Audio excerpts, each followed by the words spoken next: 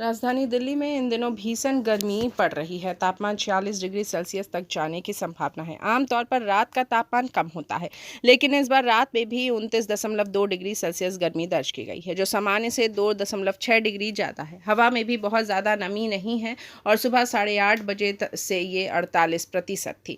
मौसम विभाग ने आने वाले दिनों में भी आसमान साफ रहने का, तेज़ हवा चलने की चेतावनी दी है, जिससे गर्मी और बढ़ सकती है।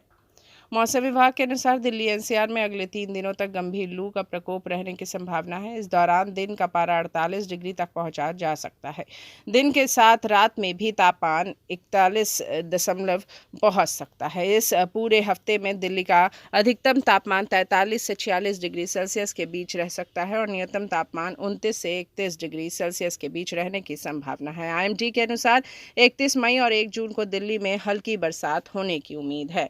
दरअसल ये गर्मी पूरे उत्तर और मध्य भारत में फैली हुई है। राजस्थान के फलौदी में तो रविवार को तापमान 50 डिग्री सेल्सियस तक पहुंच गया था। ये जून 2019 के बाद से भारत में दर्ज किया गया सबसे ज्यादा तापमान है। में 50.8 डिग्री सेल्सियस गर्मी पड़ी थी। दिल्ली एनसीआर समेत उत्तर भारत में तो गर्मी पड़ ही रही है, साथ ही इस पर पहाड़ों पर भी तापमान हाई है। हिमाचल प्रदेश, असम और अरुणाचल प्रदेश के पहाड़ी इलाकों में लू जैसी स्थिति है। हाल ही में हुए चुनाव के दौरान भी उत्तर प्रदेश, हरियाणा और दिल्ली में लोगों को बहुत गर्मी सहनी पड़ी थी। कई मतदान केंद्रों पर पानी, पंखा और कुर्सी जैसे बुनियादी सुविधाएं नहीं थी, जिससे लोग काफ़ी ज़्यादा परेशान थे। जमीन और सत्ता पर ज़्यादा से ज़्यादा निर्माण होने की वजह से दिल्ली एनसीआर जैसे शहरी इलाके में गर्म हवा के चैम्बर बन जाते हैं। इससे गर्मी और बढ़ जाती है। गर्म हवा शहरों के आसपास निचले वातावरण में फंस जाती है, जिससे वहाँ का तापमान बहुत ज़्यादा बढ़ जाता है।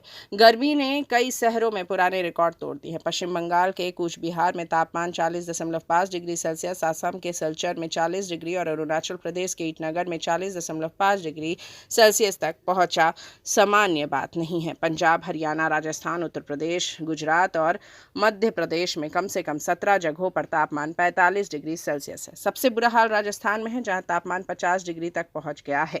इसी के साथ हरियाणा और पंजाब में भी भीषण गर्मी की चपेट में है, जहां तापमान सामान्य से काफ़ी ज़्यादा बढ़ गया है। हरियाणा में 47 डिग्री, रोहतक में 46 डिग्री और हिसार में 46 डिग्री सेल्सियस गर्मी दर्ज की गई है। मौसम विभाग ने कई इलाकों को रेड अलर्ट जारी किया है, जिसमें राजस्थान, पंजाब, हरियाणा, चंडीगढ़, दिल्ली, पश्चिम उत्तर प्रदेश और गुजरात शामिल है। इसका मतलब है कि इन इलाकों में सभी उम्र के लोगों के लिए लू लगने और हीट स्ट्रोक का खतरा बहुत ज़्यादा है। मौसम विभाग ने यह भी कहा है कि अगले 4 दिनों में उत्तर प्रदेश, पंजाब, हरियाणा, दिल्ली और राजस्थान में रातें भी गर्म रहने वाली है, जिससे गर्मी का असर और भी ज़्यादा बढ़ जाएगा।